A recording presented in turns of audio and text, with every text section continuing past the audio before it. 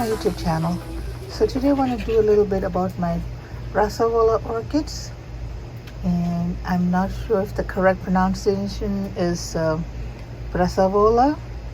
I think that is the right way of saying it, pronouncing it, but I've always been saying Brassavola, so I don't know if there's a right or wrong. So anyway, so here it goes. This is my first time bloomer. This is my Brassavola, no ID.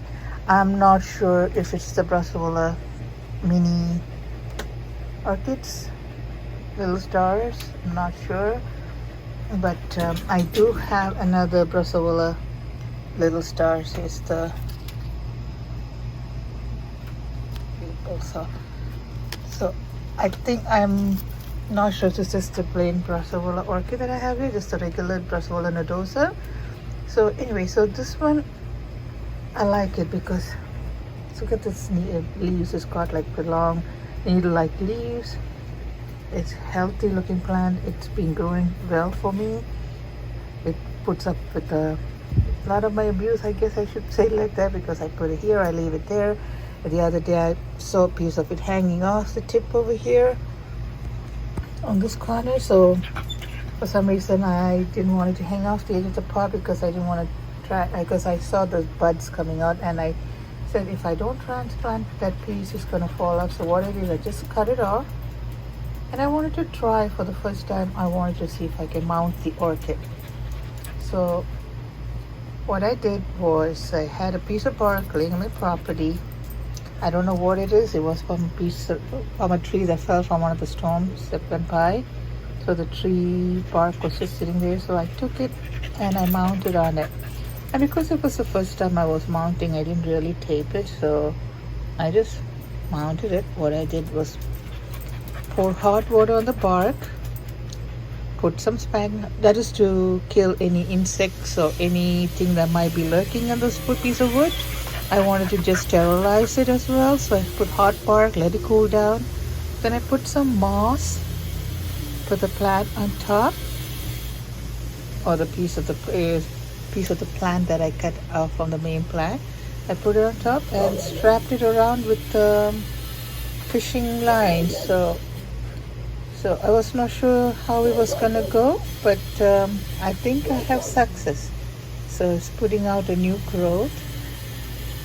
So these were the old roots in there, so but I kept looking often to see if there's anything, but I didn't see anything for the longest time. And you know, these orchids, they can be sneaky. So I was kept looking, and suddenly I noticed this little thing over here. Yes, let me show it to you. Yes, it's a new root.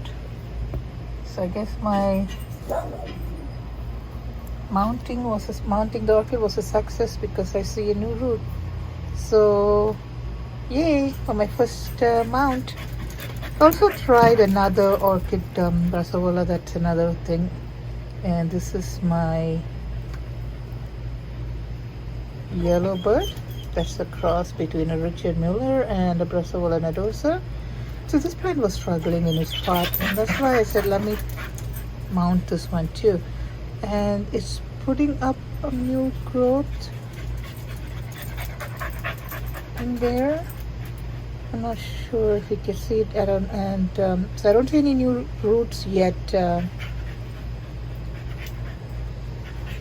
but the plant was struggling a little bit. It's all dehydrated, and so I'm going to give it some more time, so hopefully the new growth will pick up, and the plant will take off from it. So this is a whole bunch of, I like to call them my little birds, because the Brassavola nodosa, I have, of course, the yellow bird. I have, here's the green bird. This is the green bird. And ours, I have the peacock. The golden peacock. This one was doing really well for me, so I kind of neglected it, thinking, oh, this plant is I could throw it around, it'll grow. That was my mistake, because I think she he or she, whatever, didn't like it that I neglected her and is kind of struggling right now.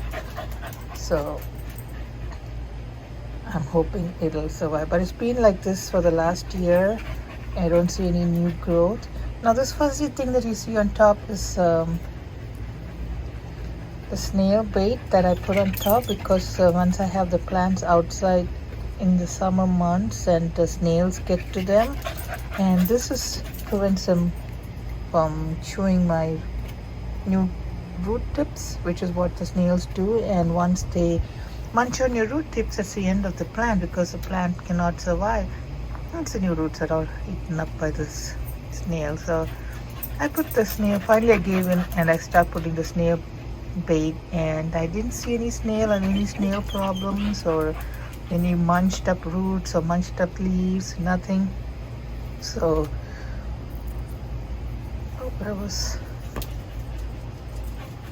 when I see that, I obviously I see any, I think that was a scale, just removed it, didn't even think about it. So anyway, the care for this is hot summer. It likes the summer heat, so I give it as much light as I can.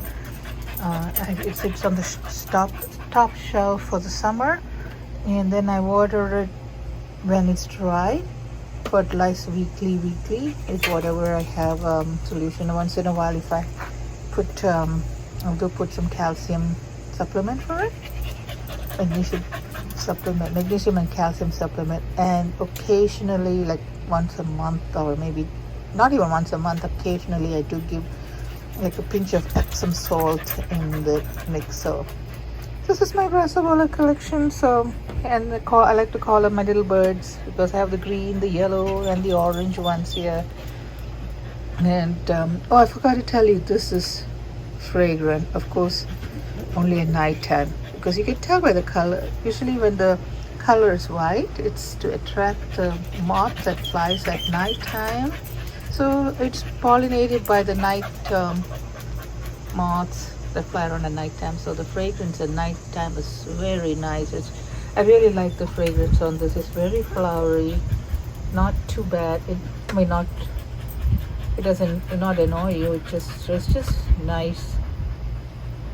So that's why it's white, because it does not need color to attract any butterflies or anything during the daytime. It's just to attract the night flying moths. That's why it's just a white one. So anyway, look at the flower. It's so like delicate, dainty looking, with those big lip and the petals and the sepals and all that. So thin and delicate. I really like it. It's unique flower in my collection. So this is my first time bloomer of Brassavola, and this one of course is a no ID. And I'm not sure if I told you, this is my live show, but little stars. So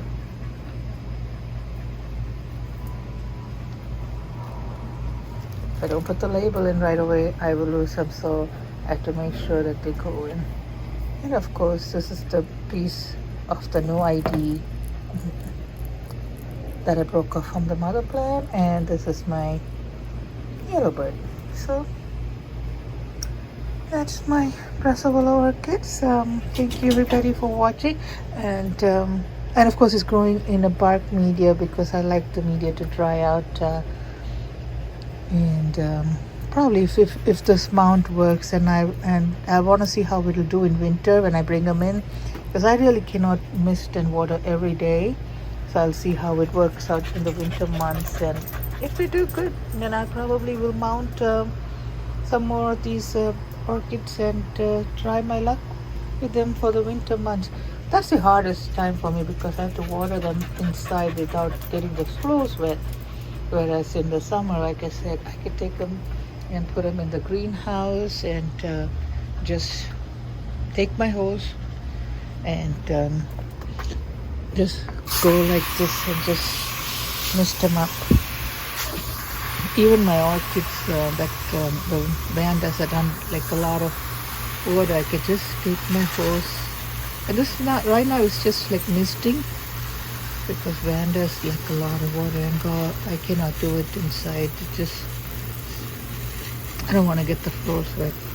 I don't want my mold and mildew too much. So in the winter, I have to keep them pretty much on the drier side, and the humidity is also very low. So anyway, so thanks for watching. That's my Brassavola setup, Brassavola orchid collection that I have. I have a little of. I don't have too many plants. It's just a little of this and a little of that. So thanks for watching. Bye.